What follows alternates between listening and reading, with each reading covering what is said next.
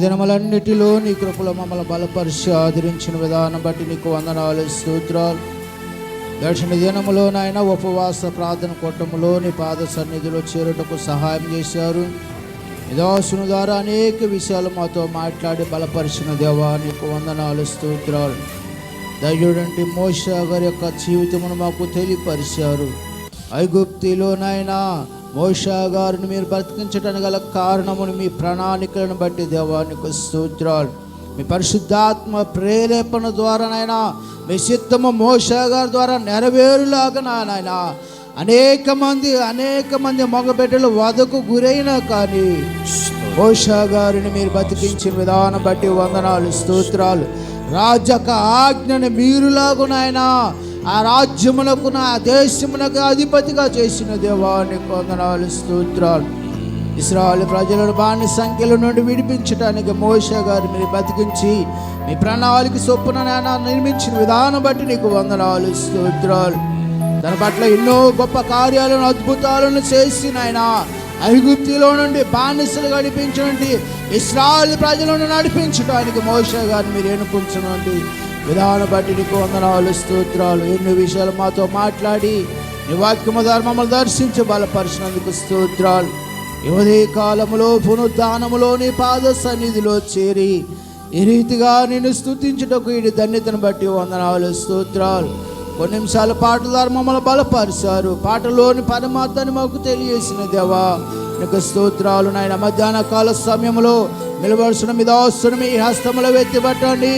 ఈ పునరుద్ధానములోనైనా ఈ మధ్యాహ్న కాల సమయం మీరు మాతో ఏం మాట్లాడనన్నారు మీ దాసుడు ద్వారా మీరు దర్శించండి రాజా నీకు వందనాలు, స్తోత్రాలు.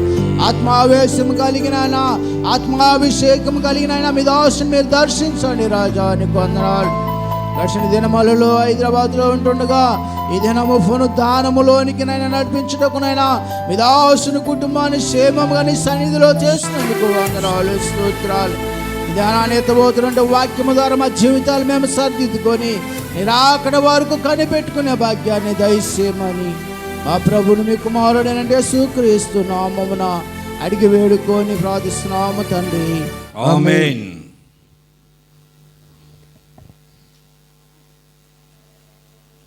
ప్రభునందు ప్రియమైన సహోదరి సహోదరులందరకు మరొకసారి నా హృదయపూర్వకమైన వందనాలు. అందరూ చదువుకొని కూర్చోండి. నలుగురు ఇప్పుడే ముందుకు చదువుకొని కూర్చోండి.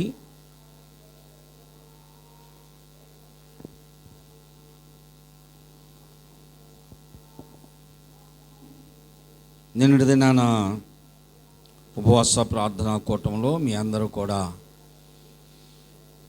పాలు పొందారని నమ్ముతున్నాను. ఆ రీతిగా మరి నిన్నటి దినాన వాక్యం విన్నారు. ఈరోజు కూడా ఆరాధనలో చేరాం. బలారాధన కార్యక్రమంలో ప్రతి ఒక్కరూ కూడా మన బలహీనతలను ఒప్పుకోవడం, వాటిని విడిచిపెట్టి సరిచేయబడి యోగ్యపరచబడిన వారంగా దేవుని సన్నిధానంలోనికి రావడం చాలా మంచిది. ప్రభు యొక్క రక్తమాంసాల్లో పాలు పొందబోతున్నాం కనుక ఆత్మీయ హెచ్చరికలతో కూడినటువంటి ఒక చిన్న మెసేజ్ ఒకటి విందాం. వాక్యం తర్వాత కొన్ని సంఘ కార్యక్రమాలు కూడా ఉన్నాయి, అవి చెప్తాను నేను. ప్రకటన గ్రంథం 21వ అధ్యాయము. ప్రకటన గ్రంథం 21వ అధ్యాయము 3వ వచనం చదువుకుందాం అండి.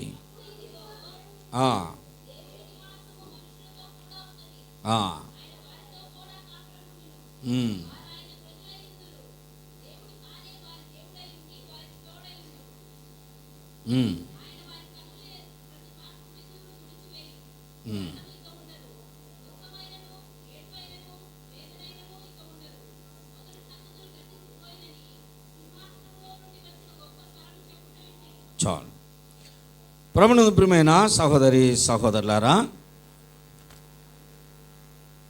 సమయం 12 అయింది. కొన్ని నిమిషాలు దేవుని వాక్యాన్ని జ్ఞాపకం చేసుకుని త్వరగా మనం బలారాధనలోనికి వెళదాం. అపోస్తుడైనటువంటి యోహాను గారు పద్మస్ ద్వీపంలో ఉన్నప్పుడు దేవుని దర్శనములు చూస్తున్నటువంటి అపోస్తులు,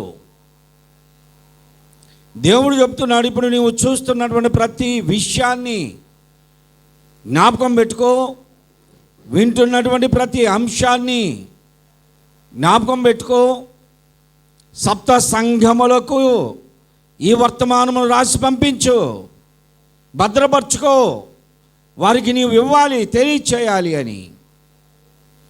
అలాగున సప్త సంఘములకు చెప్పబడినటువంటి ప్రతి మాట విడిగా భక్త కోటికి చెప్పబడినటువంటి మాటలు ఇవన్నీ కూడా ప్రకటన గ్రంథములో గుప్తమై ఉన్నవి.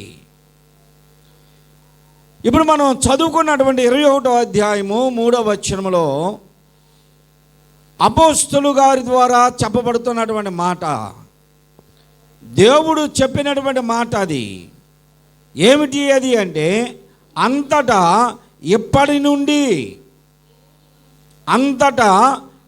నుండి దేవుని నివాసము మనుషుల మధ్యలో ఉన్నది. దేవుడు వారితో, అది అక్షర దోషం, దేవుడు మనుషులతో కాపురం చేయటం కాదు, దేవుడు వారితో కలిసి ఉండును. కాపురం చేయటం కాదు, దేవుడు వారితో కలిసి ఉండును. వారు దేవునికి ప్రజలై ఉంటారు, ఆయనే వారికి దేవుడై ఉంటాడు. ఇది చెప్పబడిన సమయానికి, ఈ మాటలు అపోస్తలుడైన యోహాను గారు రాస్తున్న సమయానికి దేవుడు అపోస్తలు గారికి చూపిస్తున్నటువంటి దర్శనము ఆ సమయం వరకు ఇంచుమించు 56, 57 అనుకుంటున్నాను, ఖచ్చితంగా చెప్పలేను. ఆ సమయంలో పలు బాధలు పడుతున్నటువంటి, శ్రమలు అనుభవిస్తూ చిత్రహింసలకు గురైనటువంటి సంఘము చల్లా చెదురైపోయింది. అపోస్తలులు తప్ప అందరూ చెదిరిపోయారు, ఆయా ప్రాంతములకు వెళ్ళిపోయారు, అరణ్యములోనికి వెళ్ళిపోయారు, పక్క గ్రామాలకి, పట్టణాలకి, ఊర్లకి వెళ్ళిపోయారు. అపోస్తలుల మీద పరిశుద్ధాత్ముడు దిగి వచ్చిన తరువాత వారు బలపరచబడి 12 మంది కూడా హతసాక్షులుగా మారిపోయారు, హతసాక్షులయ్యారు, ప్రాణములు పెట్టారు దేవుని కొరకు, ఆత్మల రక్షణ భారము కలిగిన వారిగా. అలాగున ఆ 12 మంది కాదు, ఇంకా వేల మంది ప్రజలు ప్రభు కొరకు హతసాక్షులుగా మారినటువంటి రోజులు అవి. దేవుని నివాసము ప్రజల మధ్యకి రావడానికి, దేవుని నివాసము ప్రజలతో ఉండడానికి ఉన్నటువంటి సందర్భాలు మనం ఒక 2 సందర్భాలని చూసాం. మొట్టమొదటి సందర్భం దేవుడు మానవుడితో కలిసి ఉన్నటువంటి సందర్భం. ఏదైనా వనములో ఆది మానవులతో దేవుడు కలిసి తిరిగాడు, జీవించాడు. అక్కడ ప్రతి ఉదయ సాయంత్రములు దేవుడు మనుషులతో కలిసి నడిచి మాట్లాడి తిరిగినటువంటి సందర్భాలు మనం చూస్తున్నాం. ఆ తర్వాత హానోకు దేవునితో కూడా నడిచిన వాడు, అంటే పరలోకం వెళ్ళిన తర్వాత కాదు, దేవుడు భూమి మీదకి వచ్చి హానోకుతో మాట్లాడుతూ కలిసి తిరిగారు. దేవుని నివాసము ఆది పితరులైన ఆదాము అవ్వలతో ఉన్నది. ఆ తర్వాత దేవుని నివాసము చేతు నుండి ప్రార్థనాపరులుగా ఉన్న ప్రతి వ్యక్తితో ఉన్నది. హానోకుతో ఉన్నది, హానోకుతో ఉన్నది, నోవహుతో ఉన్నది, అబ్రహాం గారితో ఉన్నది, ఇస్సాకు, యాకోబులు, ఇలా దేవుని పిల్లలు ఏ సందర్భాల్లో ఏ సమయాల్లో ఉన్నారో వారితో కూడా దేవుని నివాసము ఉన్నది. తరువాత ఇశ్రాయేలు ప్రజల నిర్గమములో 40 సంవత్సరములు ఇశ్రాయేలు ప్రజల మధ్య అగ్ని స్తంభమై ఉన్నాడు దేవుడు. దేవునికి స్తోత్రం. దేవుని నివాసము ఆ ప్రత్యక్షపు గుడారములో మందసము మీద దేవుడు దిగి వచ్చేవాడు. ఎలాగున దేవుని నివాసం ఉన్నది, మనుష్యులతో కూడా ఉన్నది. ఆ తరువాత మనుష్యులు దేవునికి వ్యతిరేకులైపోయారు. దేవుడు ఎవరితో సహవాసం చేసి ఉందామన్నా ఆ పరిస్థితులు దేవునికి వ్యతిరేకముగా ఉన్నాయి కనుక దేవుని నివాసము మనుషుల మధ్య లేదు. ప్రవక్తలు లేరు, యాజకులు లేరు, ఇంకా పరిశుద్ధులు ఎవరు కూడా లేని సందర్భంలో భూలోకము దేవుని ఎదుట ఘోరముగా చెడిపోయింది. వారి అక్రమం వలన వారి జీవితాలను పాడు చేసుకున్నారు. ఇంచుమించు 400 సంవత్సరాలు ప్రవక్తలు లేని కాలంలో ప్రజలు దేవుని వాక్కు లేక నశించిపోయారు. మలకి ప్రవక్త తర్వాత బాప్తిస్మిచ్చి యోహాను ప్రవక్తకు ముందు ఎవరు దేవుడు పంపించిన ప్రవక్తలు లేరు. దేవునికి నిజముగా యాజక ధర్మం చేస్తున్నటువంటి యాజకులు కరువైపోయారు. ఉన్నారు కొద్దిమంది, కానీ దేవుని వాక్కు లేదు. చీకటి యుగము, చీకటి దినములు అని పేరు ఆ 400 సంవత్సరాలకి. ఆ సమయంలో ప్రవక్తలు కొంతమంది ఉన్నారు, కానీ వారు అబద్ధ ప్రవక్తలు. చాలామంది పరిశుద్ధులుగా ప్రబలిపోయారు. వారినే పరిసయ్యులు అన్నారు. నీతిమంతులు ప్రబలిపోయారు, వారే స్వనీతిమంతులు. దేవుని నివాసము భూమి మీదకి రావడానికి అవకాశం లేకుండా అయిపోయింది. అందుకని గలతీ పత్రికలు అన్నాడు, కాలము సంపూర్ణమైనప్పుడు దేవుని నివాసం మనుషులతో కూడా ఉండడానికి, మనుషులలో ఉండడానికి కాలము సంపూర్ణము కాలేదు.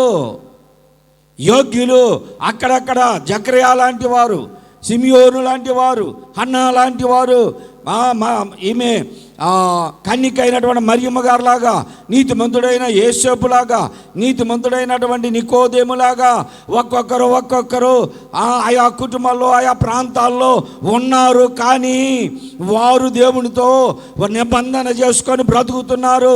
దేవుని నివాసము మనుషుల మధ్యకి రావడానికి అవకాశం లేకుండా ప్రజలు దేవునికి వ్యతిరేకులైపోయారు. అందుకే దేవుడు చూస్తున్నాడు, దేవుడు భూమి మీదకి వచ్చి మనుషులతో ఉండడానికి.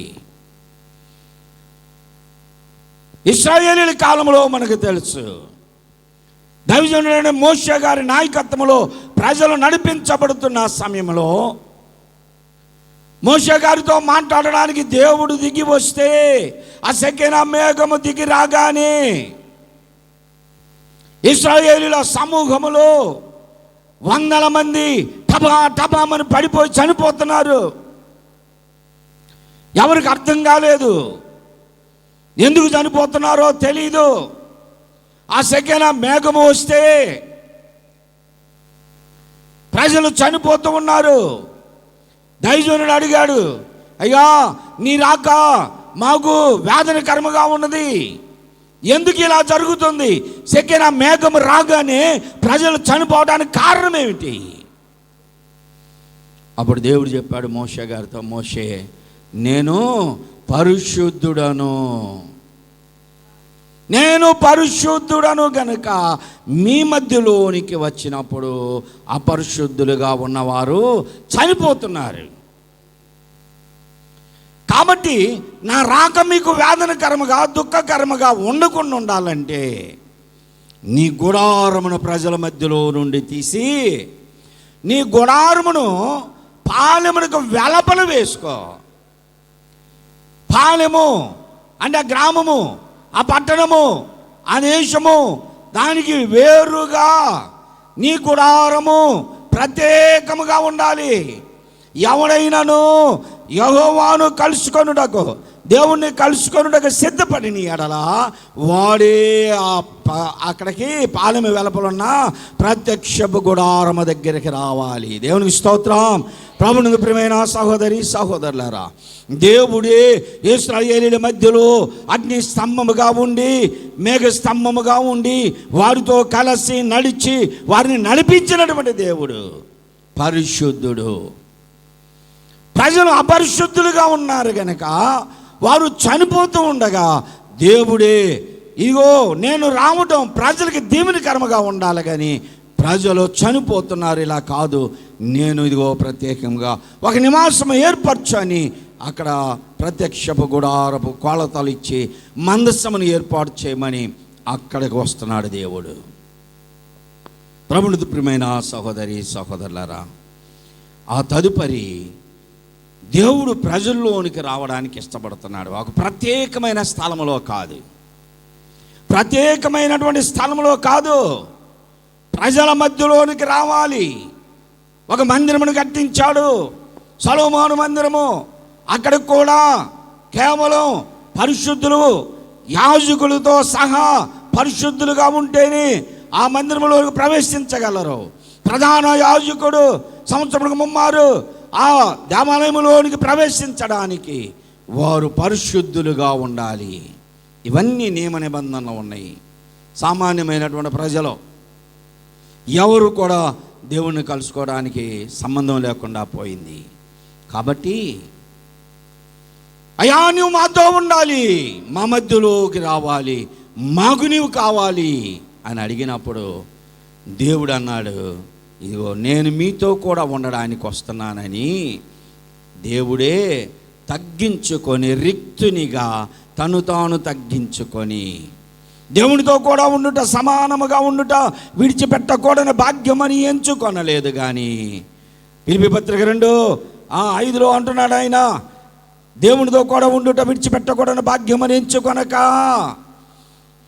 తను తాను తగ్గించుకొని రిక్తునిగా చేసుకొని మానవ దేహమును ధరించి దాసుని పోలికగా దాసుని స్వరూపం మానవుని స్వరూపము ధరించి ఆయన ఈ లోకములోనికి వచ్చాడు. ఆకారములో ఆయన మనుష్యుడిగా కనపడ్డాడు. మరణము పొందునంతగా, మరణము పొందునంతగా అంటే మనలాగా జబ్బు చేసో ఏదో ఒక రకంగా చనిపోవడం, మరణించడం కాదు. మరణము పొందునంతగా అనగా సిలువ మరణము పొందునంతగా విధేయత చూపిన వాడైపోయాడు. ఎంత తగ్గించుకున్నాడండి. ఎందుకు ఇంత కార్యము చేయవలసి వచ్చింది? పరలోకమును విడిచిపెట్టవలసిన కారణం ఏమిటి? తండ్రిని విడిచిపెట్టవలసిన కారణం ఏమిటి?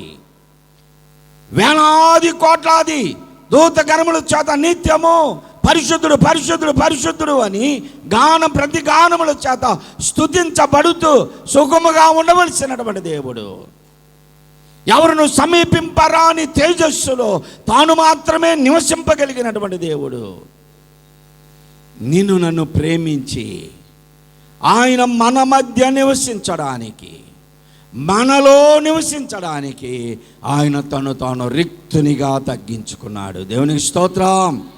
ప్రభువునందు ప్రియమైన సహోదరి సహోదరులారా, చిన్న హోదా ఉంటే నిన్ను నువ్వు తగ్గించుకోలేవు, చిన్న పదవి ఉంటే నిన్ను నువ్వు తగ్గించుకోలేవు.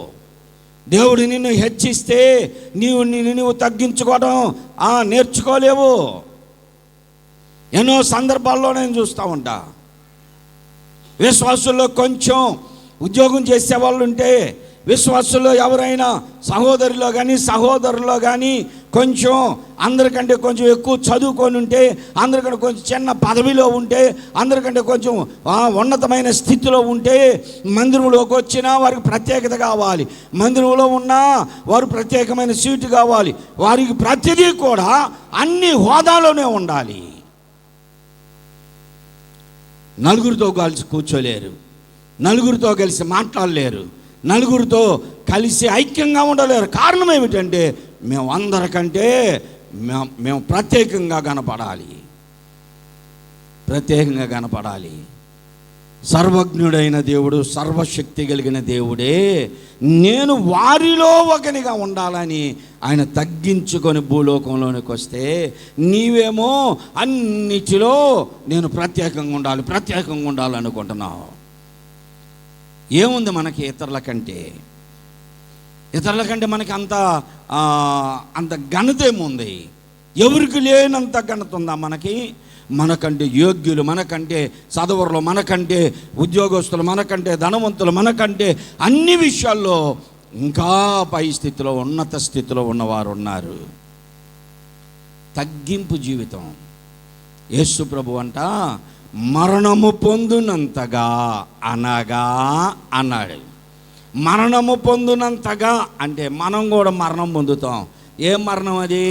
మనకు సాధారణమైనటువంటి మరణాలు. జబ్బు చేసి ఏదో ఒక రోగం వచ్చి అన్ని రకాలుగా ఏది వద్దంటారు అది చేసి, ఇది నువ్వు తినొద్దంటే అదే తిని, ఇది చేయొద్దంటే అదే చేసి, నీ ఆరోగ్యానికి మంచిది కాదని చెబితే అయ్యే చేసి ఆరోగ్యాలు పాడు చేసుకొని సస్తున్నామే తప్ప ఈ మరణం కాదు. ప్రభు యవనస్తుడు, ఆరోగ్యవంతుడు, నిష్కల్మషుడు, నిర్దోషి, నిష్కల్మషుడు, ఆయన పరిశుద్ధుడు, పాపుల్లో చేరక ప్రత్యేకముగా ఉన్నవాడు. మనం పాపుల్లోనే చేరతాం. ఎన్ని కలంకములు ఉంటాయో, ఎన్ని దోషములు ఉంటాయో అన్నీ లెక్కేస్తే ఆయన మాత్రం తక్కువ, ఆమె మాత్రం తక్కువ అని మనం ఒకళ్ళ మీద ఏలు పెట్టి చూపిస్తే ఎన్ని చూపించగలము? అందుకని ప్రభు అన్నాడు, నాలో మీరు ఏదైనా పాపం చూపించగలరా?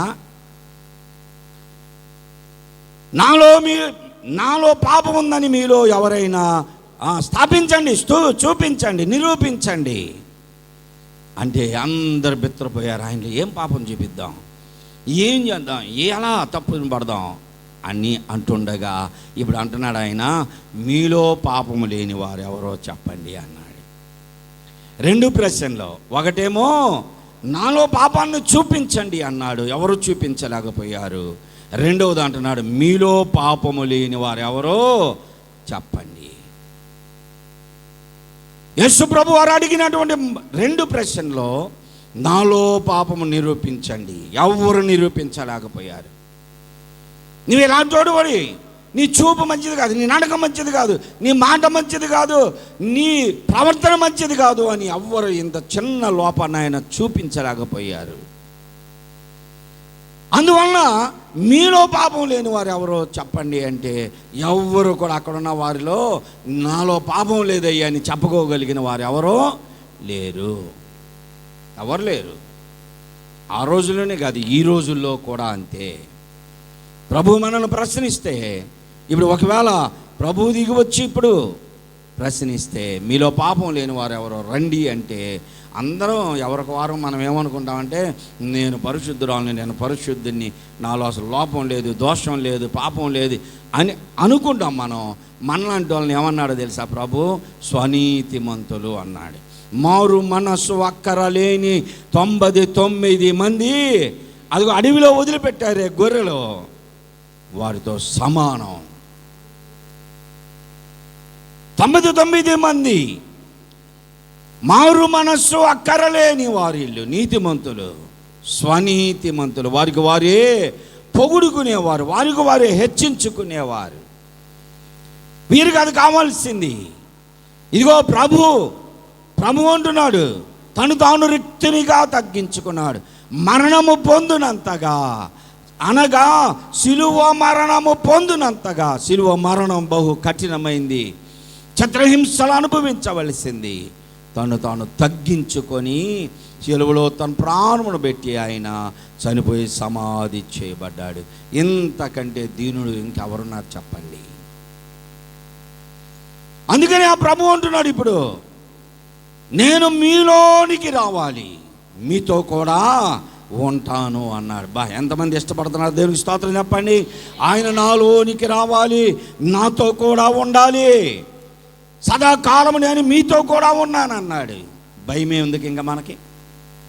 నీవు నా తోడు ఉన్నావయ్యా, నాకు భయమేమి నా యేసయ్యా నీవు నా ఇక డ్రమ్ముద్దులో పాడండి.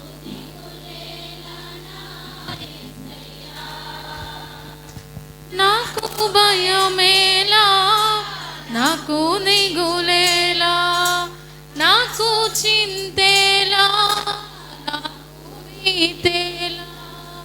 నాకు భయమేలా, నాకు దిగులేలా, నాకు చింతేలా, నాకు భీతేలా.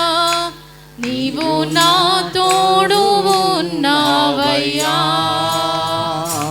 నాకు భయమేలా నా యేసయ్యా. నీవు నాలోనే ఉన్నావయ్యా, నాకు దిగులేలా నా యేసయ్యా. దేవుని స్తోత్రం. దేవుడు మనతోనే ఉన్నాడు. ఎంతమంది నమ్ముతున్నారండి నీలో ఉన్నాడని? అంటే మిగతా వాళ్ళు ఎవ్వరు నమ్మట్లా. మీలో ఎందుకు ఉంటాడండి? మనలో ఎందుకు ఉంటాడు? మన కుటుంబంలో ఎందుకు ఉంటాడు? మనతో ఎందుకు ఉంటాడు? ఎందుకు? కారణం ఏంటి? మనమంతా లోక సంబంధమైన ఆలోచన, లోక సంబంధమైన వ్యవహారాల్లో ఉంటే దేవుడు నీలోనికి రావడానికి ఇష్టపడుతుంటే నీవు అవకాశము ఇవ్వట్లేదు. సరే, దేవుడు మనతోనే ఉన్నాడు, మనలోనే ఉన్నాడు. ధైర్యంగా నైట్ వద్దులే కానీ ఇప్పుడు ఎవరన్నా ఒక్కళ్ళు ఆ సమాధిలోకి పోయి ఆ చివరి గోడ మీద ఒక సమాధి కాడకి పోయి అక్కడ నిలబడి ఒకసారి ప్రార్థన చేసి వస్తారా? ఉన్నారు ఎవరన్నా? దేవుడు మనతో ఉండాలని, మనలో ఉండాలని మరణము పొందునంతగా తగ్గించుకొని రిత్తునిగా చేసుకొని పరలోకమును విడిచి భూలోకములోనికి వచ్చాడు. ఈ వచ్చిన ఆయనకి అవకాశం లేకుండా చేశాడు. అవకాశం లేకుండా చేశాడు. అవకాశం లేకుండా చేశాడు. మానవుడు ఈ దినాన పతనమైపోవడానికి కారణం, దేవుడు మానవుడితో ఉండడానికి, మానవులు ఉండడానికి వస్తే మానవుడు దేవునికి వ్యతిరేకమైన కార్యములు చేస్తూ, దేవునికి వ్యతిరేకమైన కార్యములు చేస్తూ తప్పిపోతున్నాడు, తొలగిపోయాడు, వెనుదిరిగి చూశాడు, వెనుకంజ వేశాడు. లోకస్తులు మాత్రమే కాదు, క్రీస్తు రక్తము చేత కడగబడిన వారు కూడా, అనేక మంది దేవుని పిల్లల వంటి వారు అనేక మంది తొలగిపోయారు. వేదన చెందుతున్నాడు తండ్రి. నేను మీలోనికి రావాలనుకుంటున్నాను, అవకాశం ఇవ్వా? ప్రియ సహోదరి, సహోదరుడా, దేవుడు అంటున్నాడు, నా సహోదరి, నా కుమారుడా, నా కుమార్తె, మీ హృదయమును ఏమన్నాడు? 1,00,000 రూపాయలన్నీ ఇస్తాం కానీ హృదయం ఆడేస్తాం. 1,00,000 రూపాయలన్నీ ఇస్తాం, గట్ట అప్పులు చేసో బాకీలు చేసుకొని ఎట్లాగన్నా ఏదన్నా దేవుడు అడిగి 1,00,000 రూపాయలు ఇస్తే మీకు పరలోకం ఇస్తాను అన్నాడు అనుకోండి, అప్పు చేసైనా తీసుకొచ్చేస్తాం. వడ్డీలు కట్టు 10 రూపాయలు వడ్డీకి తెచ్చైనా ఇస్తాం. ఎందుకు? మనం పరలోకాన్ని సంపాదించుకోవడానికి, పరలోకమును సంపాదించుకోవడానికి. ఇప్పుడు దేవుడు అంటున్నాడు, నీవేమీ నాకు ఏది ఇవ్వాల్సిన పని లేదు కానీ నీ హృదయం ఇవ్వు. పాడైపోయిన హృదయం ఇవ్వు, చెడిపోయిన హృదయం ఇవ్వు. ఆ హృదయాన్ని నేను బాగు చేస్తాను అంటున్నాడు. నీ హృదయం భయంకరమైనటువంటి స్థితిలో ఉంది, నీ జీవితం భయంకరమైన స్థితిలో ఉంది. కాబట్టి ఆ హృదయాన్నే దేవుడు ఇమ్మంటున్నాడు. ఇవ్వగలమా? హృదయంలో ఖాళీ లేదులేండి, ఇంకేదన్నా అడుగ్గని హృదయం తప్ప ఇక అన్నీ ఇస్తామండి అంటున్నారు. హృదయంలో ఖాళీ లేదు. ఇవాళ హృదయాలు ఖాళీ లేవు. ఎవరి హృదయాల్లో దేవునికి చోటు లేదు, దేవునికి చోటు లేదు. లోక సంబంధమైన అన్నిటికీ అందులో స్థలం ఉంది. నీ హృదయములో, నీ జీవితంలో దేవునికి చోటు లేదు. ఒకవేళ నీ జీవితంలో నీ హృదయంలో దేవునికి చోటు ఉంటే నీవెక్కడుంటావో తెలుసా? దేవుని సన్నిధిలో ఉంటావు. దేవునికి స్తోత్రం. నీ హృదయంలో దేవునికి స్థలము లేదు, నీ జీవితంలో దేవుని మాటకు విలువ లేదు, కాబట్టి నీ ఇష్టానుసారంగా నీవు జీవిస్తున్నావు. దేవుడు ఒక మాట అన్నాడు. ఏమన్నాడు తెలుసా? ఎక్కడ 2-3 చేరి నా నామమును వ్యర్థంగా ధ్యానిస్తారో. ఎవరి మధ్యలో ఉంటానన్నాడు? ఎక్కడ 2-3 చేరి, లోకాభిరామణ మాట్లాడుకోవటం కాదు, 2 చేరి 3వ వ్యక్తిని కూర్చి మాట్లాడుకోవటం కాదు, 3వ ఇంటిని కూర్చి మాట్లాడుకోవటం కాదు. చేరినటువంటి వారు ఏం చేయాలంట? ఎక్కడ 2-3 చేరి నా నామమున ప్రార్థన చేయాలి, ధ్యానించాలి. వారి మధ్యలో ఉంటా, వారితోనే ఉంటా అన్నాడు. దేవునికి స్తోత్రం. వారి మధ్యలో ఉండేటువంటి దేవుడు మన మధ్యలో ఉండాలని కోరుకున్న దేవునికి నువ్వు అవకాశం ఇస్తున్నావా? నీ జీవితంలో ప్రభుకు చోటు ఇచ్చావా? నీ జీవితంలో నీ హృదయంలో దేవునికి స్థలం ఇచ్చావా? లేదు. కారణం ఏమిటంటే హృదయం భయంకరమైన పాప కోపం అయిపోయింది. ఆలోచన ద్వారా పాపం అంటే బహిరంగంగా ఏదో వ్యభిచారం, తాగుడు, ఇవన్నీ పాపాలే, కానీ అవి చేయకపోయినా సరే పాపాల్లో లేని వారు లేరా? తలంపులు, ఊహలు, ఉద్దేశాలు, ఆలోచనలు, చూపులు, నడవడి, నడక అన్నీ కూడా పాప కోపమై ఉన్నాయి. హృదయమే అగాధమైన లోయరా, మానవులను మలిపే కార్ఖానరా. బాగు చేసే కార్ఖానా, ఒక షెడ్డు హృదయం. ఆదిలోన అవ్వపడెను ఆ లోయలో, ఆదామును దిగజార్చను ఆ లోయలో. పాపమప్పుడే పుట్టినది ఆ లోయలో, పొరిటి కందు ఏడ్చినది ఆ లోయలో. హృదయమే అగాధమైన లోయరా, మానవులను మలిపే కార్ఖానరా. మానవులను మలిసే కార్ఖానది, మంచివారిని చెడ్డవారిగా మార్చేసేది. నీ ఆలోచన, నీ స్వభావము మారిపోయేది ఎక్కడ అంటే నీ హృదయములో ఒక రాబడి జరిగిద్ది. నీ హృదయములోనే ఈ మర్దన జరుగుతుంది. మంచిగా ఉండడానికి నువ్వు ప్రయత్నం చేస్తే చెడే కనపడుతూ ఉంటుంది. ఇదంతా హృదయంలోనే మర్దన జరుగుతూ ఉంటుంది. మదన పడిపోతూ ఉంటాం. ఆ హృదయాన్నే ప్రభువుకి ఇమ్మన్నాడు. ప్రభు ఏమన్నాడు? నీ హృదయం నాకు. ఆ హృదయాన్ని ఆయన చేతికి అప్పగిస్తే, నీ మార్గములను, నీ హృదయం నాకు అప్పగించి, నీ మార్గములను ఆయనకు అప్పగించును, మౌనంగా ఉండు, నేను నడిపించే బాధ్యత ఆయనదే. దేవునికి స్తోత్రం. ఆయనని మన మధ్యలోనికి వచ్చి మనతో ఉండాలని ఆశపడుతుంటే మలినమైపోయిన మన జీవితాలన్నీ కూడా ప్రభువు మనలోనికి రావడానికి అవకాశం కల్పించలేకపోయాం. కాబట్టి దేవుడు ఇప్పుడు అంటున్నాడు, ఇదిగో అంతటా ఇప్పటి నుండి ఇప్పటిదాకా మనుషులందరూ ఇలాగనే అయిపోయారు, వారి జీవితాలన్నీ ఇలాగ అయిపోయినాయి. పై విషయాలు ఎన్నో చెప్పుకుంటూ వచ్చి పాత ఆకాశము పాత భూమి గతించిపోతే క్రొత్త ఆకాశము క్రొత్త భూమి అంతటా నేను చూసి తిని అని అపోస్తలుడైన యోహాను గారు అంటున్నాడు. మన జీవితంలో పాత స్వభావం, పాత మనస్సు, పాత తలంపులు సమస్తము విడిచిపెట్టాలి. సమస్తము మనలో మార్పు రావాలి మనలో. అప్పుడు మాత్రమే మనం నూతన వ్యక్తిత్వం కలిగిన వారంగా మనం చేయబడతాం. దేవునికి స్తోత్రం.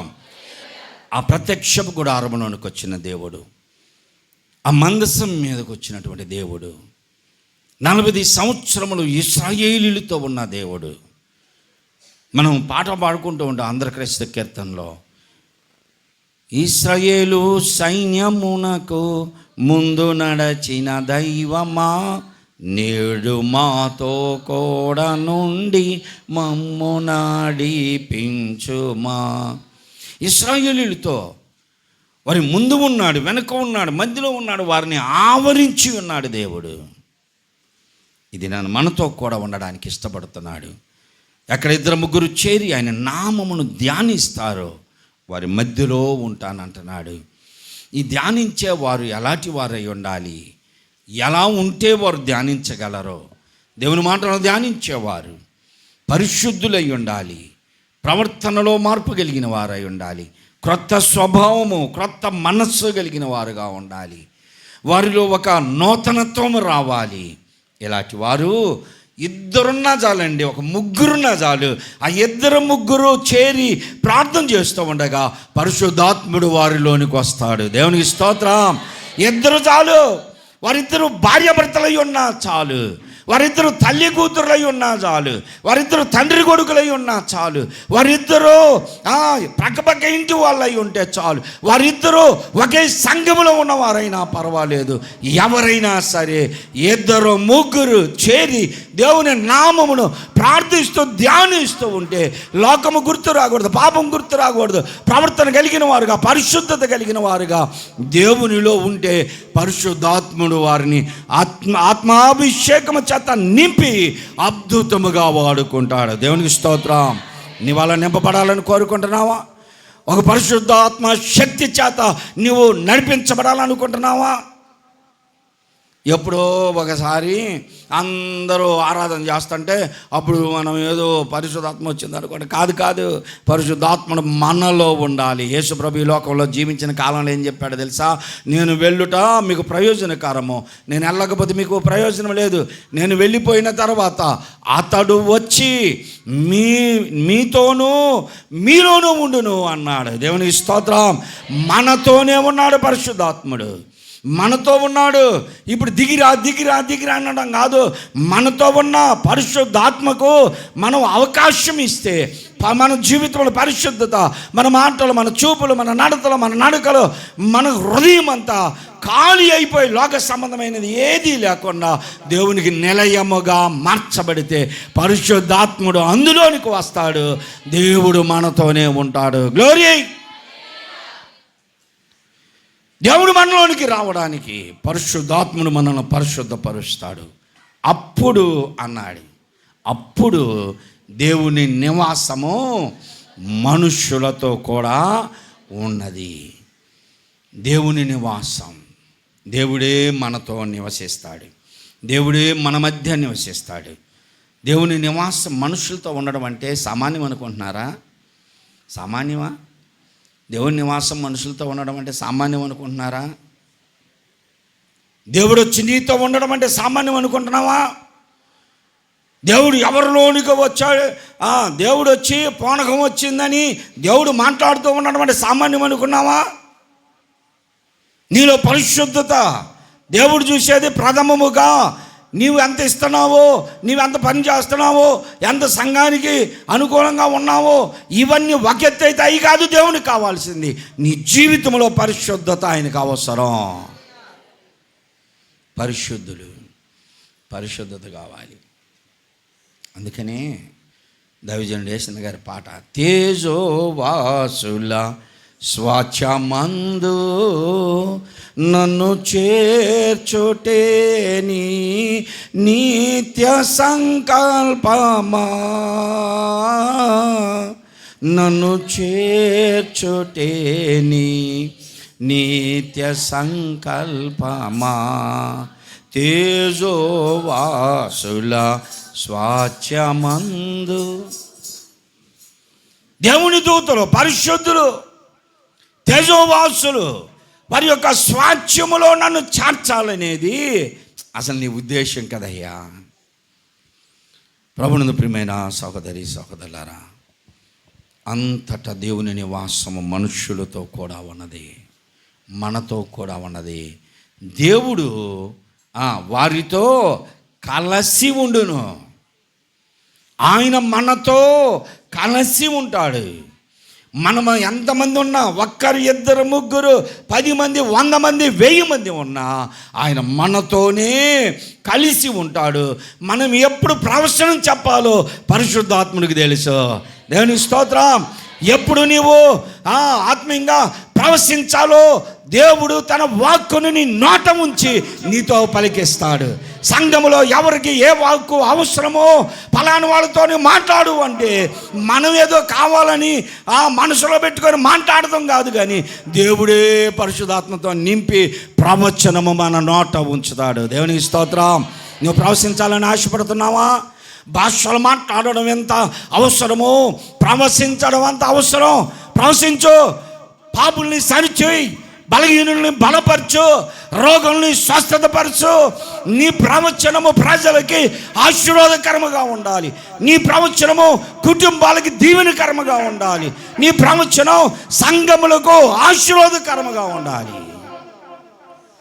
ఎప్పుడు ఊరక నీవు దీవించబడదు గాక, ఆశీర్వదించబడదు గాక కాదు, పరిశుద్ధాత్మ దేవుడు మనల్ని నింపి నిజముగా ప్రవచనం పలికిస్తే అది సంఘంలో నెరవేరిపోవాలి. మా అమ్మగారు, మా తల్లిగారు ప్రవచనం పలికిందంట. మా అమ్మ నాన్న మోటోళ్ళు, నేనెంత మోటోన్నో వాళ్ళంతే మోటోళ్ళు. చదువు రాని వారు, ఏదో తెలుగు అక్షరాలు చదవటమే వచ్చు. అలాంటి మా అమ్మగారు ప్రార్థనలో ఉండగా, సంఘములో ఆరాధన జరుగుతూ ఉండగా ఇంగ్లీషులో ప్రవశించిందంట. దేవునికి స్తోత్రం. ఎంత ధన్యురాలో నా తల్లి. ఇంగ్లీషులో ప్రవశించింది. ఇంగ్లీష్ అక్షరం రానటువంటి వారు ఇంగ్లీషులో ప్రవశించింది. ఇప్పుడు మీరు అనొచ్చు, ఎవరికి వచ్చండి సంఘంలో ఇంగ్లీషు అని. అందరి కొరకు కాదు, దేవుడు ఆ రోజున ఒక వ్యక్తితో మాట్లాడడానికి. అది జార్జిపేట సంఘం, ఇప్పటికీ ఉంది పడాభిపురం సంఘం. ఈ విషయం తెలిసిన వాళ్ళు ఇప్పటికీ బ్రతికుంది ఇద్దరే. ఒకటి పాస్టర్ తిమోతి అయ్య గారు, 2 గూడూరు మోషే గారు. వారిద్దరు ఉన్నారు, వెళ్ళి అడగండి. అదే రోజు సెంట్రల్ ఎక్స్చేంజ్ సూపరింటెండెంట్ గారు, Guntur central exchange officer superintendent గారు కొత్తగా ఆ స్థలమునికి వచ్చి, పడాభిపురంలో రెంట్కి వచ్చి, ఆదివారం నేను ఏదో ఒక చర్చికి వెళ్ళాలని బయలుదేరి వస్తుంటే మెయిన్ రోడ్డు మీద చర్చి కనపడితే వచ్చి కూర్చున్నాడంట. ఆయన కూర్చోగానే ఆరాధనలో ఉన్నారు అందరూ. ఆరాధనలో ఇంగ్లీష్లో ప్రవచనం పలికింది. మా నాన్న కూడా బిత్తరపోయాడంట. తెలుగు మాట్లాడటానికే సరిగ్గా రాదు, చదవడానికి అసలు రాదు, మాట్లాడడానికే పదాలు ఎన్నో తెలుగు భాషలోనే తప్పుగా మాట్లాడుతుంది. అలాంటి ఈమె ఇంగ్లీష్ మాట్లాడుతుంది ఏంటని మా నాన్నగారు కూడా ఆశ్చర్యపోయాడంట. ఏం మాట్లాడారో సభికులకు తెలీదు, సావుకుడికి తెలీదు. ప్రార్థన అయిపోయిన తర్వాత, ఆరాధన అయిపోయిన తర్వాత నాన్నగారుండి, దేవుడు సావుకురాల ద్వారా ప్రవశింపజేశాడు. అది ఏదో నాకు తెలీదు, మరి ఎందుకు ప్రవశింపజేశాడో తెలియదంటే, అప్పుడు వెనక కూర్చొని సూపరింటెండెంట్ గారు, సార్ పాస్టర్ గారు నా కొరకే ఆ ప్రవచనం అన్నాడంట. దేవునికి స్తోత్రం. నా కొరకే ఆ ప్రవచనం. ఏంటి అంటే, అతడు జాబ్ వస్తే, నాకు గనక నేను చదువుకున్న చదువుకి యోగ్యునిగా నాకు ఒక జాబ్ వస్తే ఒక సావుకునికి నేను చర్చి కట్టిస్తానని మొక్కున్నాడంట. అది ఆయన మర్చిపోయాడు, జాబు చేసుకుంటున్నాడు. ఆయన ఇప్పుడు ఆయనతో మాట్లాడడానికి వీళ్ళెవరో ఆయనకి తెలియదు, ఆయన ఎవరో వీళ్ళకి తెలియదు. ఒకవేళ తెలుసుంటే, ఇప్పుడు చాలామంది తెలిసిన ప్రవచనాలు పలుకుతారు. వాళ్ళు అదిగో ఆ గేటు దగ్గర లింగి కట్టుకున్న అబ్బాయి ఒక అబ్బాయి ఉన్నాడు, గల్ల సెట్ వేసుకున్న ఆయన ఒక ఆయన ఉన్నాడు, ఇంకొక ఆ పేరు కలిగిన వారు ఉన్నారు అని పిలుస్తూ ఉంటారు. దేవునికి ఇళ్ళ పేర్లు తెలీదా? ఎలా పేరు తెలీదా? మేరీ మేరీ అన్నామంటే మన సంఘంలో ఎంతమంది మేరీలు ఉన్నారు తెలుసా? 4 ఉన్నారు ఇప్పుడు. ఏ మేరీ రావాలా? మరియమ్మా అన్నాం అనుకో, మన సంఘంలో 6 ఉన్నారు. ఏ మరియమ్మ రావాలా? పేరు పిలిచిన దేవునికి ఇంటి పేరు కూడా తెలుసు. ఖచ్చితంగా నా పేరుతో పిలిస్తే నాకున్న రుగ్మతలు చెప్పాలి. కానీ ఇక్కడ ఒకళ్ళు పలానా రోగంతో బాధపడుతున్నారు, కాళ్ళనొప్పులతో బాధపడుతున్నారు, దురాత్మల చేత పీడించబడుతున్నారు, వాళ్ళు ఎవరో ఉన్నారు, దాక్కోవద్దు, లేచి రాండి అంటే ఎంతమంది లేరు అలాంటి వాళ్ళు? అది కాదు. ఇదిగో సూటిగా మాట్లాడింది. దైవజనురాలతో దేవుడు మాట్లాడిచ్చాడు. అతను లేచి సమాజంలో ఒప్పుకున్నాడు. ఒప్పుకొని, పాస్టర్ గారు మీకు స్థలం ఉంటే నేను చర్చి కట్టిస్తా అన్నాడు. దురాశ లేనివాడు కనుక పాస్టర్ గారు ఆశపోతు కాదు కాబట్టి నాకు స్థలం లేదయ్యా అన్నాడు. అదే ఒకవేళ స్థలం కొనియమంటే కూడా కొనిచ్చేవాడు ఆయన. అనమి గారు అప్పుడు మినిస్టర్గా ఉన్నాడు. ఆయన దగ్గరికి పోయినా కానీ ఎక్కడో దగ్గర స్థలం చూపించేవాడు. అతను చర్చి కట్టించేవాడు. ఆశ లేదు, అదే పద్ధతులు మమ్మల్ని పెంచాడు. నేను కూడా ఆశ లేకుండానే బ్రతుకుతున్నా. దేవుని సన్నిధానంలో చెప్తున్నా, దేవుడు నా మాటలన్నిటిని కూడా ముద్రిస్తాడు. ధనము అన్నిటికీ అక్కడికి వస్తుంది, కానీ ఆశబోతుగా నేను బతకట్లేదు. అలా సంపాదించుకొని చేసుకోవాలనుకుంటే ఎన్నో రకాలుగా చేసుకోవచ్చు, అవసరం లేదు. దేవుడు నీతో మాట్లాడడానికి, నీతో పలికించడానికి, నీతో ప్రవశింపజేయడానికి, నీతో భాషలు మాట్లాడించడానికి దేవుడు ఎల్లప్పుడూ సిద్ధమే. కానీ నీవు సిద్ధమా? జీవితంలోనే మార్పు లేదు, నీ మాటల్లోనే మార్పు లేదు, నీ ప్రవర్తనలోనే మార్పు లేదు. ఎలా దేవుడు నీతో ప్రవచనం పలికిస్తాడు? ఎలా నీతో భాషలు మాట్లాడిస్తాడు? కాదు, పరిశుద్ధులుగా ఉండాలి. దేవుని నివాసము మనుషులతో కూడా ఉన్నది అంటున్నాడు. ఎప్పుడో తెలుసా? క్రొత్త ఆకాశం, క్రొత్త భూమి వచ్చినప్పుడు, మనుషులు మార్చబడినప్పుడు, క్రొత్త స్వభావం, నూతన స్వభావం, నూతన వ్యక్తిత్వం మనుషుల్లో, పాత స్వభావం, పాత జీవితం మార్చబడి దేవునికి తను తాను అర్పించుకొని త్యాగపూర్తిగా ఉన్నప్పుడు ఖచ్చితంగా దేవుడు నిన్ను వాడుకుంటాడు. దేవునికి స్తోత్రం. దేవుడే మనతో కలిసి ఉంటాడు. ఆయన మనతో కలిసి ఉంటాడు. దేవుడు ఎప్పుడయ్యా కన్ను తెరిచేది, ఎప్పుడయ్యా మమ్మల్ని చూసేది అనడానికి వీల్లేదు. ఇంకా ఆయన ఎప్పుడు మనతోనే ఉంటాడు కనుక మన ప్రతి అవసరము ఆయన తీరుస్తాడు. నీ కన్నుల ప్రతి బాష్ప బిందువును ఆయన తుడుస్తాడు. ఎప్పుడో తెలుసా? నీ ఇష్టానుసారంగా నువ్వు జీవించి బాధలు తీసే అయి కాదు. ఆత్మల రక్షణ భారమ కలిగి నువ్వు ఏడుస్తున్నావు చూసావా? మార్పు లేని నీ భర్త కొరకు నువ్వు ప్రార్థన చేస్తున్నావే, ఏడ్చి కన్నీరు గార్చి. ప్రార్థనకు ఆటంకకరముగా ఉన్న నీ భర్త మార్పు కొరకు నువ్వు వేడుస్తున్నావే, ఆ కన్నీటిని కవలిలో దాసి నీ ప్రతి బాష్ప బిందువును దేవుడు తుడిచి వేస్తాడు. ఆ సమయంలో నీ కుటుంబంలో ఎంతోమంది రక్షణ లేని వారు ఉన్నారు చూసావా? నీ భార్యకి రక్షణ లేదు, భర్త మారితే భార్యకి మార్పు లేదు, భార్య మారితే భర్తకు మార్పు లేదు, పిల్లలకు లేదు, తల్లిదండ్రులు మారితే పిల్లలకు లేదు. తల్లి ఒక్కదే మందిరానికి వస్తే పిల్లలేమో ఆ గణపతి విగ్రహం ముందు నిలబడి చేతులు జోడించి ఫోటోలు ఫేస్బుక్లో పెడుతున్నారు. క్రిస్టియన్ పిల్లలే దేవుని పిల్లలు. దేవుని నామము అవమానించబడుతుంది. సంపూర్ణమైనటువంటి మార్పు కలిగినప్పుడు దేవుడు నిన్ను వాడుకుంటాడు, నీ మధ్యలోనికి వస్తాడు, నీతో ఉంటాడు. మనము ఆయన ప్రజలమై ఉంటాం. మనం ఎవరమై ఉంటాము? ఇప్పుడు దాకా ఏమై ఉన్నాం? ఇప్పుడు దాకా ఏమై ఉంటావు? బాప్తిసాలు పొందారు కాదంటలా.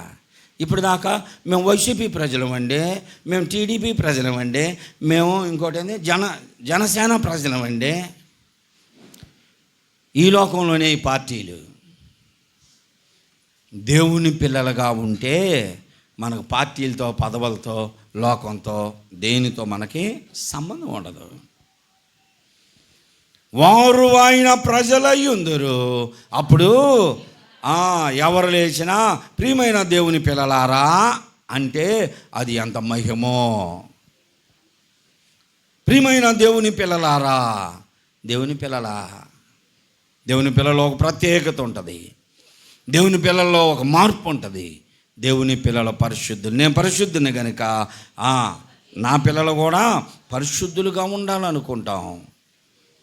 వారు ఆయన ప్రజలయ్యుందురు, ఆయన వారితో కలిసి ఉండెను. తర్వాత ఏమన్నాడు? దేవుడు తానే వారికి దేవుడయ్యుండి వారికి తోడై ఉంటాడు. దేవుడే మనకి తోడై ఉంటాడు. ఎన్నో విషయాలు ఉన్నాయి, సమయం లేదు, బల్లారాధనలోకి వెళ్ళాలి. ఈ నివాసాన్ని ఆది పితామహులు పోగొట్టుకున్నారు. దానిని ఇప్పుడు దేవుడు మరలా మనకి ఇవ్వబోతున్నాడు. ఇట్టి సహవాసములో దేవునితో అనుబంధం కలిగి దేవునితో కూడా మనము ఆధ్యాత్మికంగా కలిసి జీవించేటువంటి అనుభవం. ఆయన మనతో ఉన్నాడు, మనలో ఉన్నాడు. మనకు భయం లేకుండా మనం దేవుని బిడ్డలుగా, పరిశుద్ధులముగా, పాపము లేని వారిగా, మనము యోగ్యులముగా, లోపములు లేని వారిగా దేవుని కొరకు బ్రతుకుదాం. దేవుడి మాటలు దీవించునుగాక. ఆమేన్. అందరు లేచినవ్వండి, ఒక చరణం పాడుకొని. ఎవలో ఎడారులలో కొండలలో లోయలలో అడవులలో ఎడారులలో నన్ను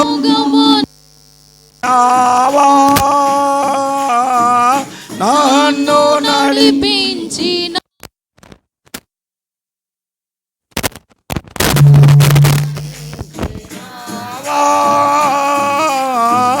నన్ను నడిపించినావా యేసయ్యా, యేసయ్యా, యేసయ్యా, యేసయ్యా, యేసయ్యా, యేసయ్యా, యేసయ్యా, యేసయ్యా, యేసయ్యా, నిన్నే నిన్నే నీ కొలుతునయ్యా. నీవే నీవే నా రాజువయ్యా. యేసయ్యా, యేసయ్యా, యేసయ్యా. అందరూ మోకరించండి, అందరూ మోకరించి కళ్ళు మూసుకోండి, ప్రార్థన చేసుకుందాం. అందరూ మోకరించి కళ్ళు మూసుకోండి. ప్రభు యొక్క రక్తమాంసాల్లో పాలు పొందబోతున్నాం. నిన్నటి దినాన్ని 3:30 దాకా ఉన్నారు. తోసుకోండి. ప్రేమ నమ్మకములు గల మా పరలోకపు తండ్రి, మీ ప్రియకుమారుడు మా రక్షకుడైన యేసుక్రీస్తు పరిశుద్ధ నామంలో ఈ మధ్యాహ్న కాల సమయంలో మా ప్రభువా మీ పాద సన్నిధానంలో చేరి ఈ రీతిగా మిమ్మల్ని స్తుతించడానికి మీరు ఇచ్చినటువంటి మంచి సమయమును బట్టి మీకు వందనాలు, స్తోత్రాలు, స్తోత్రాలు, స్తోత్రాలు, స్తోత్రాలు. నాయన గడిచిన దినములన్నిటిలో కూడా మీ కృప మాపై ఉంచారయ్యా. మీ కృప లేనిదే మేము ఎందుకు పనికిరాని వారము, ఏనాడో నశించిపోవలసిన వారమయ్యా. ఈ దినాన మమ్మల్ని కనికరించి మీ అత్యధికమైన వాత్సల్యము చేత మమ్మల్ని ఇప్పటివరకు కూడా సజీవులుగా ఉంచిన తండ్రి మీకు వందనాలు, స్తోత్రాలు. మా రాష్ట్రంలో పలు జిల్లాల్లో, పలు ప్రాంతాల్లో ఎన్నో భయంకరమైన వాతావరణ అననుకూల పరిస్థితులలో ఇబ్బందులు అనుభవిస్తున్నటువంటి ప్రజలు ఉన్నారయ్యా. ఈ రోజున ఆరాధించడానికి అవకాశం లేని కుటుంబాలు ఎన్నో ఉన్నాయి నాయన. వేదన, రోదన, మరణము వారి గృహాల్ని తాకింది నాయన. మాకైతే అలాంటి మరణము మా కుటుంబాలని సమీపించకుండా చేసినందుకు వందనాలు, స్తోత్రాలు. మా హృదయాలు నిత్యానందమ్మ చేత నింపినందుకు వందనాలయ్యా. మా సంఘములో ప్రతి కుటుంబాన్ని మీరు క్షేమముగా ఉంచినందుకు వందనాలయ్యా. వాక్యము ద్వారా నాతో మాట్లాడావయ్యా. నన్ను దర్శించిన దేవా మీకు వందనాలు, స్తోత్రాలు. ఇప్పటి నుండి దేవుని నివాసము మనుషులతో కూడా ఉన్నది అన్నావు నాయన. నీ నివాసము నాతో ఉంచయ్యా. నీ నివాసములో నేను కూడా ఉండినట్లుగా సహాయం దయచేయండి. పరిశుద్ధుడైన దేవుడు మనుషుల మధ్యలో నివసించడం అంటే అది ఎంత ధన్యతో కదా తండ్రి. అంత ధన్యునిగా నన్ను ఉంచండి అయ్యా. నా జీవితమును మార్చిన దేవుడివి నాయన. పరిశుద్ధునిగా, పవిత్రునిగా, నిష్కలంకునిగా, నిర్దోషిగా క్రీస్తు స్వరూపము నా యందు ఏర్పడు వరకు నాయన శిల్పకారుని చేతులు శిల్పము వలె చెక్కబడుతూ ఉన్నాను నాయన.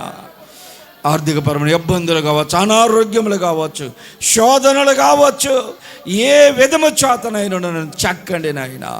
నాలో మీ రూపము వచ్చే వరకు నా చేయి పట్టుకొని లేవనెత్త నడిపించండి మని అయ్యా నాతో ఉండమని అడుగుతూ ఉన్నాము నాయన.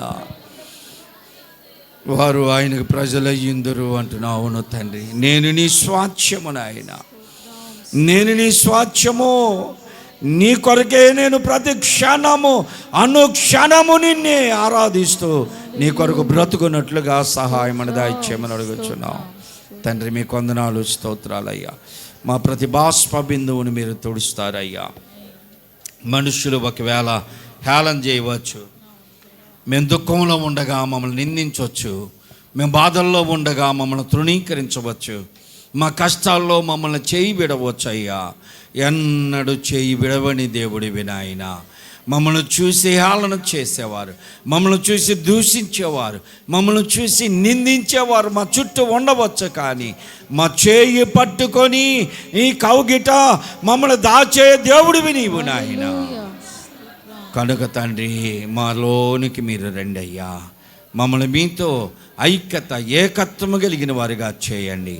మనుష్యులతో కూడా ఉండడానికి ఇష్టపడి దిగి వచ్చిన దేవుడివి నాయన.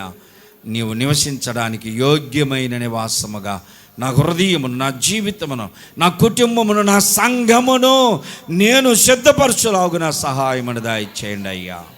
సహాయమును దయచేయండి. వాక్యం ద్వారా నాతో మాట్లాడారు. ఆ రీతిగా తండ్రి, చేరి వచ్చిన వారు ఎంతమంది అయితే వాక్యం ద్వారా హెచ్చరించబడ్డారో ఆ హెచ్చరికల ద్వారా వారిని బలపరచండి.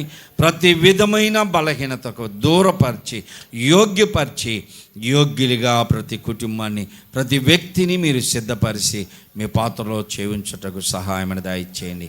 నా ప్రతి విధమైన బలహీనతను క్షమించండి అయ్యా. నా నోటి మాట, కంటి చూపు, కాలినడక, హృదయ తలంపులు, ఆలోచనలో సమస్త బలహీనతను క్షమించి యోగ్యపరిచి వాక్యమనే నీటి చేత నన్ను శుద్ధీకరించారు. నీ రక్తము చేత నన్ను స్థిరపరచబడబోతూ ఉండగా నన్ను బలపరిచి యోగ్యపరిచి మీ కృపలో స్థిరపరచమని మా ప్రభువును మా రక్షకుడైన యేసుక్రీస్తు పరిశుద్ధ నామంలో స్తుతించి ఆరాధిస్తున్నాను తండ్రి. ఆమేన్.